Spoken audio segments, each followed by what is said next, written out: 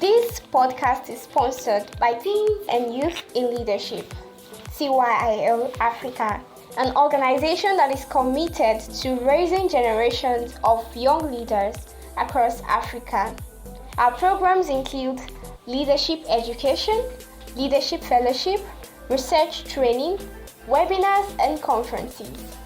Stay informed of our programs by following us on LinkedIn at TYIL and at TYIL Africa on Instagram. Hello, you're welcome to the Future of Leadership podcast, where we discuss about issues related to leadership and, in fact, youth leadership. My name is Israel Oyedare, and I'm the host of this podcast. I'm also the founder of Teens and Youth in Leadership, popularly known as TYIL, an organization focused on youth leadership development. Through this podcast, you will learn from seasoned professionals and leadership scholars on their thoughts and perspectives on youth leadership. Stay tuned. Today, I have with me a prominent leadership scholar and Professor Emeritus of Public Leadership, Professor Grint. I got to know about Professor Grint's work through an article I read titled A History of Leadership, published in 2011. I'm so excited to have you on today's podcast, Professor. Thank you very much. Yeah, so I'll begin my question by asking how and what has inspired you in your focus on leadership. I didn't start out looking at leadership. I started out as a kind of industrial sociologist, organizational behavior, but my doctorate was on labor history between the wars. And then when I got my first job, I was teaching organizational behavior and industrial relations. And within that, there was a little bit of leadership, but not very much. And then when I moved from my first teaching post, which was at Brunel University in London, and I went back to Oxford to teach, I was teaching in a place that required executive leadership, executive teaching. So somebody asked me, did I teach leadership? I said, well, I've got an undergraduate lecture, but that's about all. And said, well, would you like to give it? I said, well, I'll try it, but I don't think it will work because it's focused on undergraduates. Anyway, I tried it and it worked okay. And I quite enjoyed it and they seemed to get something from it. And then I realized that actually there wasn't really anybody else in this country, in the UK, that was writing about or researching on leadership. There were quite a few in the US, but they were primarily looking at business issues and they were looking at it from a psychological perspective. So it was contemporary business from a psychological perspective. And I wasn't really interested in either of those two approaches.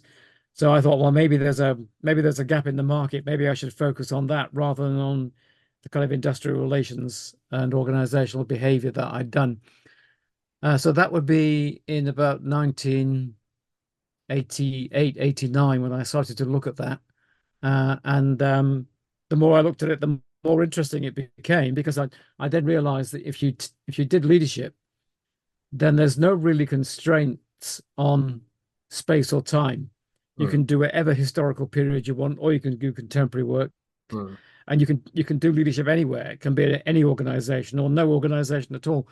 So then I began to consider that actually leadership was probably the best thing for my approach, because it was just such a wide open field.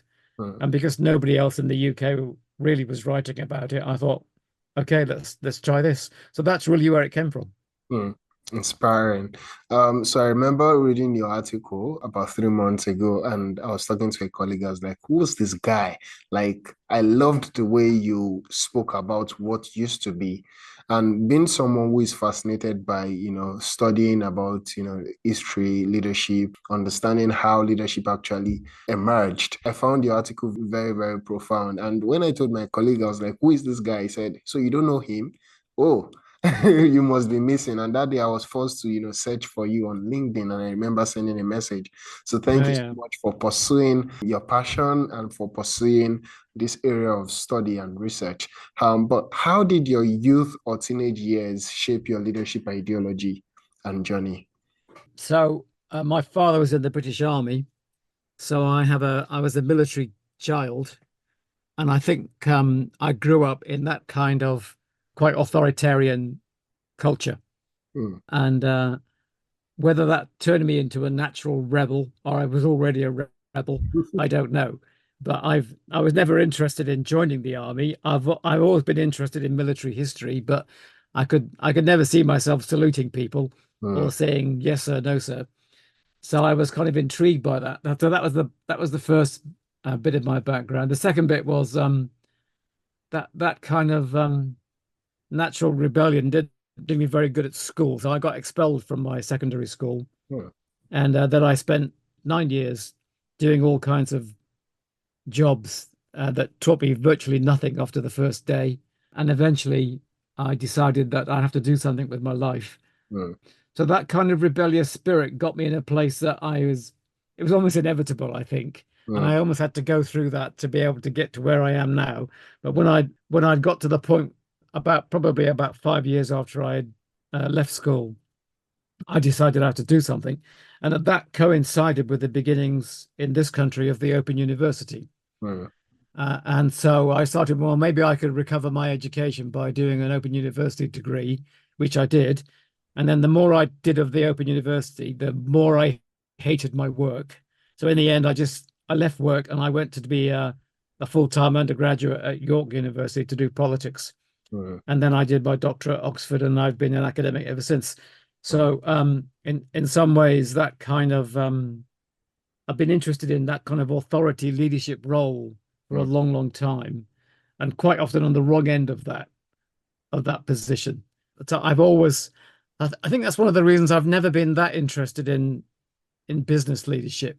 Mm. I've always been much more interested in public leadership, and that might be hospitals or schools or the military or something like that, much more than the business side. I'm not really interested in the business side. So I've taught in business schools and I've taught a lot of business students, but I've not really used a lot of business examples. Most of my examples have been from other places, and that's just where my interest lies rather than anything else. Yeah, yeah, that's interesting. So, how would you define leadership in the context of youth? I'm forced not to ask about what you think about the future of leadership, the future of the study of leadership. Well, I may eventually ask, but in the context of youth and youth engagement, how would you define leadership? How do you think youth of this age should perceive leadership opportunities?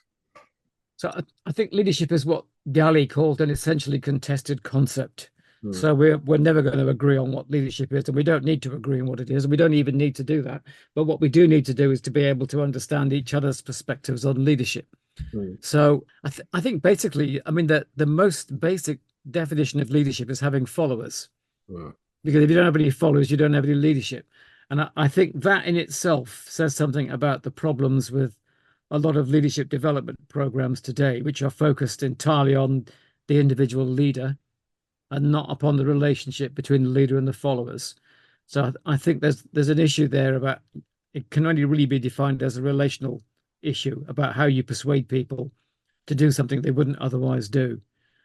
In terms of the youth angle, I think Aristotle has an interesting argument about this. So his argument is to be successful in life, you need to have three things. You need to have skills, you need to have knowledge, and you need to have what he calls phronesis or practical wisdom. And his argument is there aren't that many young people who are wise young people because they've not had enough experience of life to be able to construct this wisdom. But on the other hand, there are lots of old people who've had lots of experience, but have got no wisdom either Hmm. because they've never reflected on what they've done. So to be practically wise, as he would call it, you need to be involved in the leadership positions and you need to reflect on it all the time. So he argues, for example, that Alexander the Great was a great leader and he was only really young, but there are lots of old people that aren't. So there is something about the youth thing, which is about you have to be able to get as much leadership experience as you can as early as you can. Now, we don't have a lot of longitudinal research on whether the people that are leaders in schools end up as the people who are leaders when they're adults. Hmm. We do have some from only a few months ago suggesting that there might be a link between bullying as school children and leadership as an adult, which is a kind of worrying thing to consider. But we don't have a lot of longitudinal research. So, well, I think the best thing to think about this is to understand it as, if you're interested in becoming an adult leader, you need to get as much leadership experience as you can in whatever context you can. And the earlier you start, the easier it is. So for example, we can see lots of kids who appear to be, class leaders or team leaders, but we don't know whether they make great leaders later on. But I think that's the way to learn how to be a leader, is to do it and to make lots of mistakes when you're still young, so that they don't really matter that much. And then just to accumulate this experience and to drive it in that direction. I think the other aspects about the youth and the age thing is that if you look historically, just about every generation complains about young people. Every single generation that I've known at, and I've looked at in my historical studies, has complained about the next generation that aren't fit to do what we did. So, for example, in the UK, during the 1930s, many of the people that fought in the First World War said the current generation of young people in the 1930s were not fit to engage in a world war. If there was another war, then the UK would be destroyed because the young people weren't fit to do anything. And that when the Second World War broke out, they somehow became fit to do all kinds of things. And then the generation in the 1960s was condemned by the people in the 1940s as being not fit to take over the leadership role, but they seem to do all right. So every generation says exactly the same thing as the previous generation and complains about young people not being up to standards, not being up to scratch. And it's always proved to be false. So I think every generation is quite capable of doing what needs to be done, but that's as a generation. In terms of the leadership role, I think the best thing you can advise young people to do is take as many leadership roles as you can, as early as you can, and to get lots of experience and to reflect on the experience and try to work out why that did or that didn't work. And that way you can build up this accumulation of knowledge and skills and experience and wisdom, so that when you are an adult, then you know basically what you need to do. Wow, thank you. That's what I like to call back to the basics, starting from as young as possible to gather all the experiences. Someone once said that, the best time to fail is to fail young, when you're young and the risk is not high. So that leads to my next question. The world has experienced global technological advancement and transformation. How do you think, or why do you think youth can be in a unique position to express leadership in this present day? We have seen young people stand up for a social cause. Young people stand up for things that actually matter in the society. Why do you think that, youth are in this unique position of expressing leadership? I think it's always been the case that young people are more willing to engage with important issues than old people. And I think the reason is, well, part of the reason is that old people have got so many responsibilities, they just get worn out by them. So they're busy doing jobs that destroy them, or they've got families that need looking after, or they don't have much money, or they don't have much time, or they're just too tired. So there are all kinds of reasons why older people don't engage with those kinds of issues, and young people don't have those responsibilities. And also what they don't have is that I don't think they are browbeaten by life. I don't think they have suffered enough of life to be able to think, you know what, just surviving is tough enough, never mind me going out to save the world. And I think it's good that young people don't have that burden to carry. For many young people, that the world can be changed with enough action, enough good leadership. And that's great, because that means actually somebody will carry on the torch and carry on doing stuff. And you can see people like Greta Thunberg, for example, leading young people against climate change problems. So it's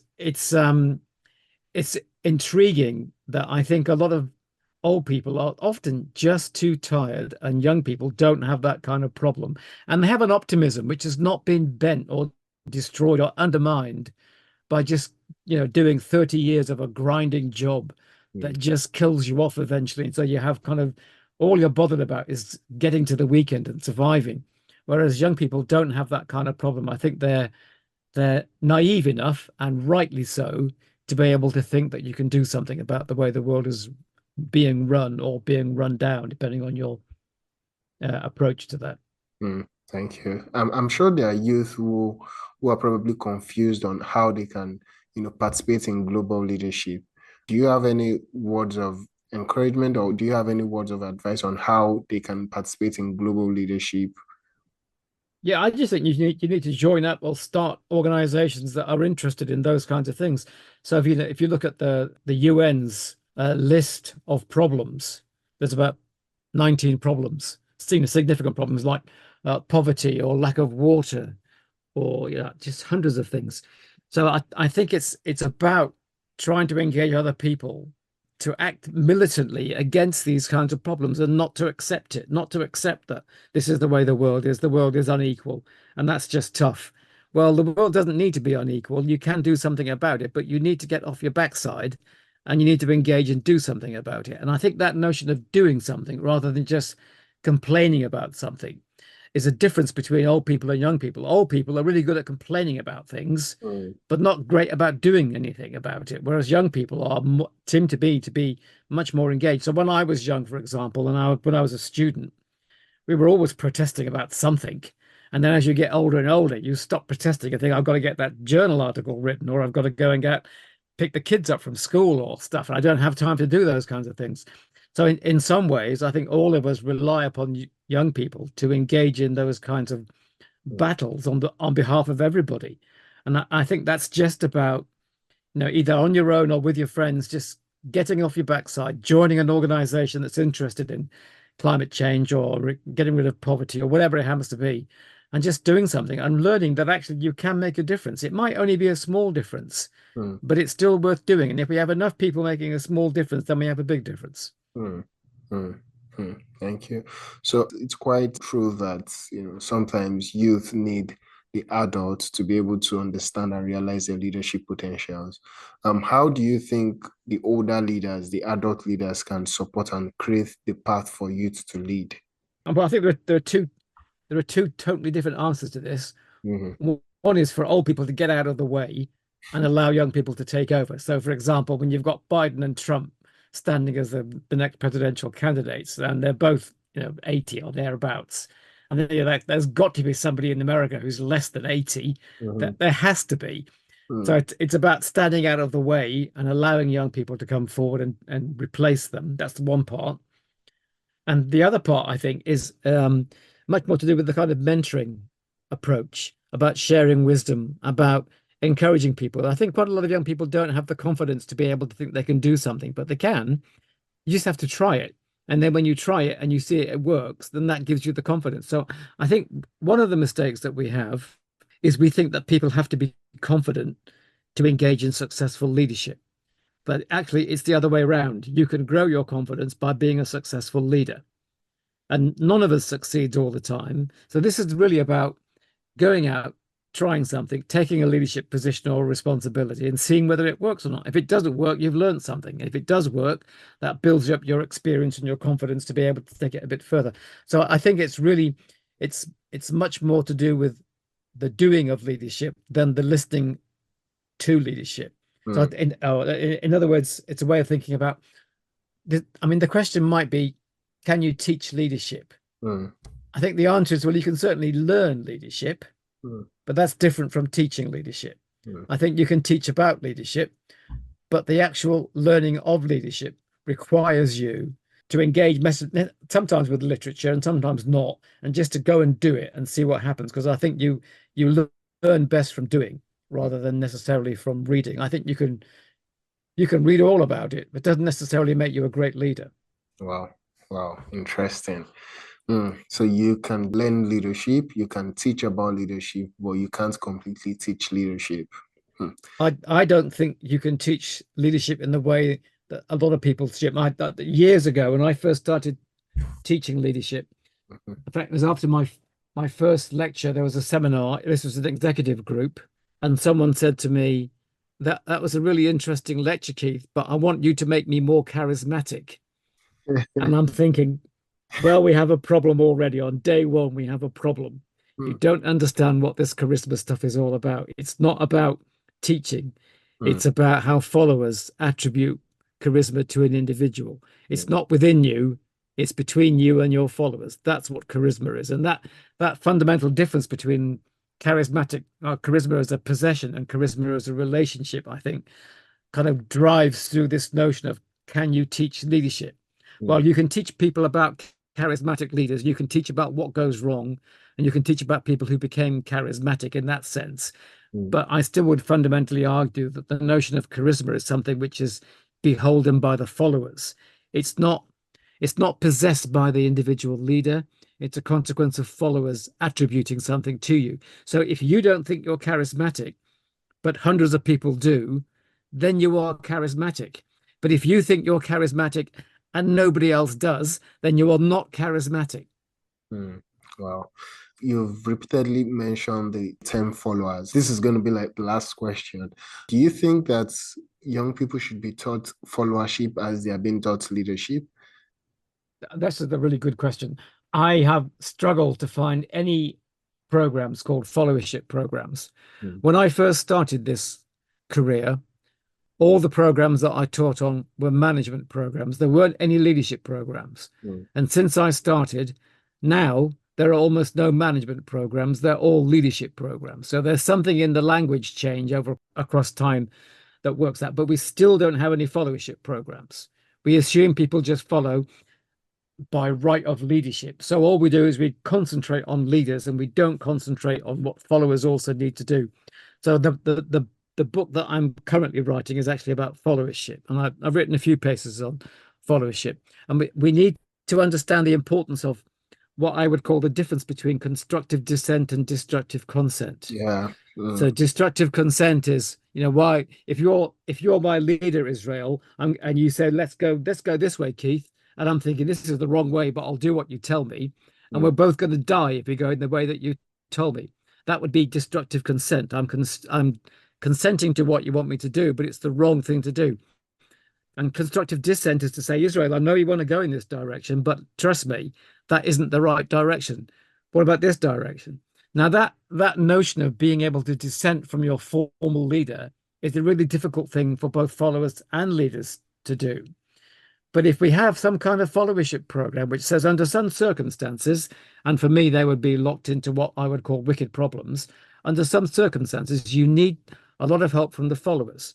Under other circumstances, when we're looking at critical problems, and there's a fire in the building, I don't want to hear from any followers. I don't want to hear them talk about, let's have a discussion group about fire.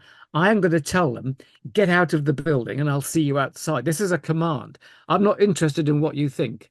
I'm interested in you doing what I've told you. But later on, when we come back into the same building and someone says, I don't know if you know, Keith, but that was the fourth fire alarm this week. And so I didn't know that. I have no idea. Does anybody know why we keep getting fire alarms? So I'm going to ask for your help at this point. And somebody in the room will say, just a second, Keith, boss, this morning you were telling us what to do. You're coercing us. And now you're asking for our help. You're completely inconsistent. I like consistency amongst my leaders. Actually, I don't.